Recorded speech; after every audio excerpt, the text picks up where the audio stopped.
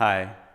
As we get ready for our Seders, I wanted to talk to you a little bit about one of my favorite parts of the Seder, the song Dayenu. This year, I think we're all screaming it. Dayenu. Enough is enough. We're fed up. It's like Tevye and Fiddler on the Roof. Please, God, won't you choose somebody else for a change? We're fed up with everything going on in the world. It's tough right now. Life is difficult.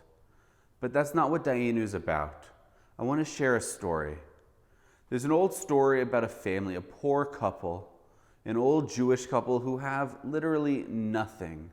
As the time comes to get ready for Pesach, the wife says to her husband, "Will you go into town? Will you buy what we need?"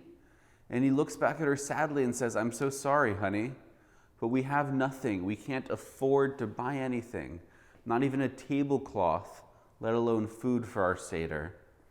But the two of them say, all right, they'll get through it. They've gotten through things before. They'll do what they can do. So they gather together on Erev Pesach, and it's just this old couple in their house, and they start singing.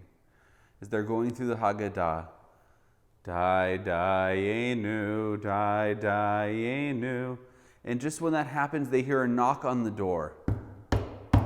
And as the man goes to open the door, there's a stranger standing there, a man they've never seen before. And he says to them, "I have nowhere to go for Pesach. Can I come? Can I join you?"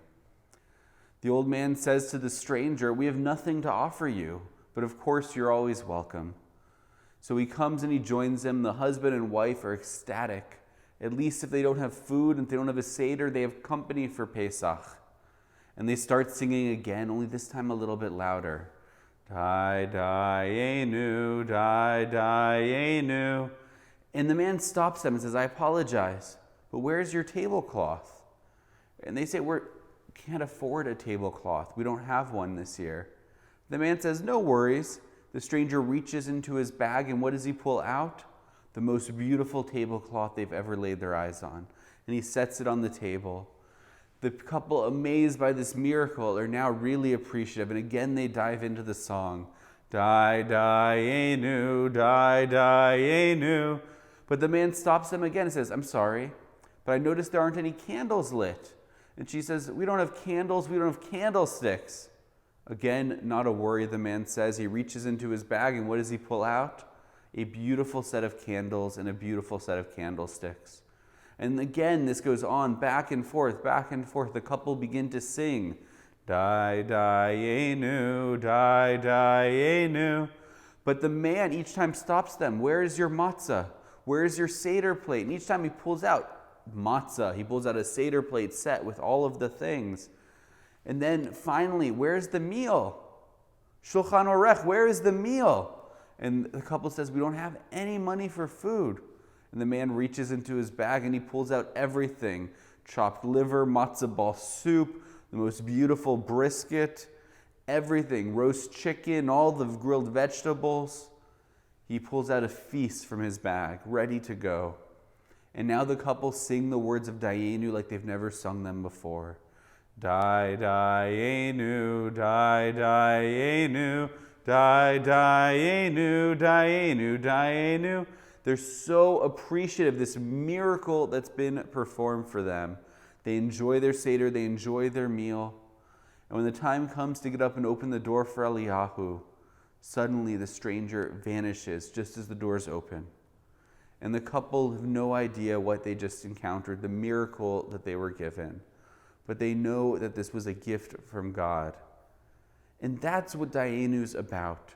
It's about appreciation. Each thing. It's not about saying, "I have so much service, enough is enough. There's too much, woe is me." That's not what Dayenu. Dayenu is about saying, "Thank you, God, for each of the blessings." It's about taking a moment and being appreciative of each and every blessing we've been given. It's actually a very old part of the Seder. Dayenu is found in the earliest medieval Haggadot that we have. And it's really a wonderful idea. Think about the words to the song. If you've only redeemed us, brought us out of Egypt, that would have been enough, Dayenu. What would we have been? We would have been lost.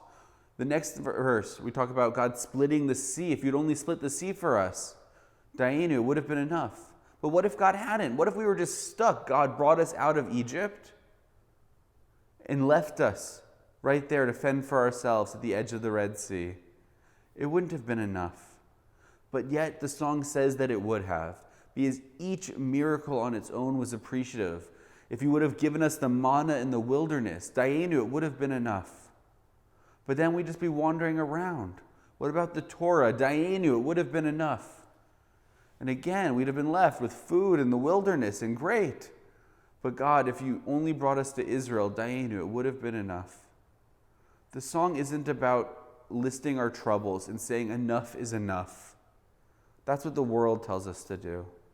But if we look around, even now, life is hard, I recognize that. But even in the midst of this crisis, there are so many blessings, so many miracles for us to appreciate.